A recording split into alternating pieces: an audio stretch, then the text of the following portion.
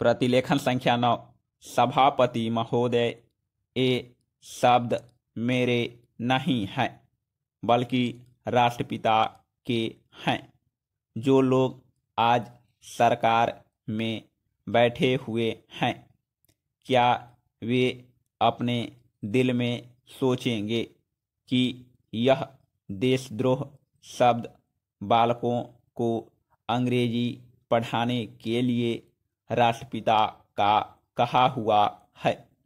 आज 54 वर्ष देश को स्वतंत्र हुए हो गए हैं, लेकिन राष्ट्रपिता की इस बात पर आज तक ध्यान नहीं दिया गया है।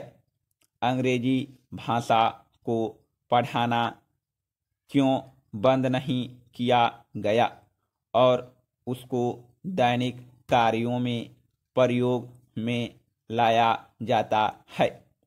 मैं इस बात को कई बार इस सदन में कह चुका हूँ और मैंने इस विधान परिषद की नियमावली में 1 वर्ष पहले एक संशोधन भी रखा था, लेकिन मेरा दुर्भाग्य है कि वह संशोधन वर्ष भर से इस सदन में प्रस्तुत नहीं हो सका। मेरी अपनी राय है कि कम से कम दैनिक कार्यों के लिए यदि सरकार अंग्रेजी भाषा पर बंधन लगा दे तो बहुत अच्छा हो और जो यह अनुशासनहीनता है वह भी समाप्त हो जाए।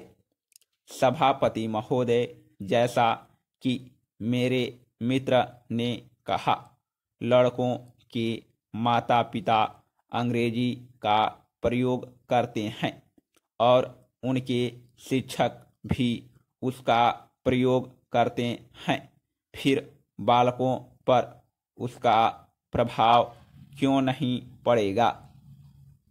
मैं उनसे सहमत हूँ कि बालकों में नकल करने की आदत होती है, जैसा वे अपने बड़ों को करते देखते हैं वैसा ही वे करते हैं। अगर हम कोई बुरा काम करेंगे तो उसका प्रभाव बालकों पर अवश्य पड़ेगा। आप देखेंगे कि जिस मनोवृत्ति के माता पिता और शिक्षक होते हैं उसी प्रकार के बालक भी होते हैं। हम दूसरों को तो परामर्श दे देते हैं, लेकिन स्वयं उस पर अनुपालन नहीं करते। इसके साथ ही साथ हमको शिक्षा प्रणाली की ओर भी ध्यान देना है। शिक्षा के जिन तरीकों को आजकल अपनाया जा रहा है वे वास्तव में लाभकारी नहीं है।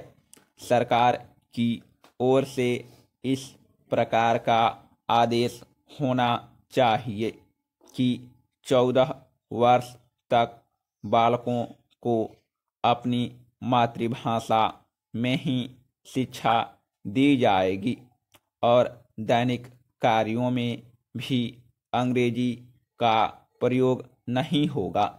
इस प्रस्ताव में अनेक महत्वपूर्ण बातों की ओर ध्यान दिलाया गया है।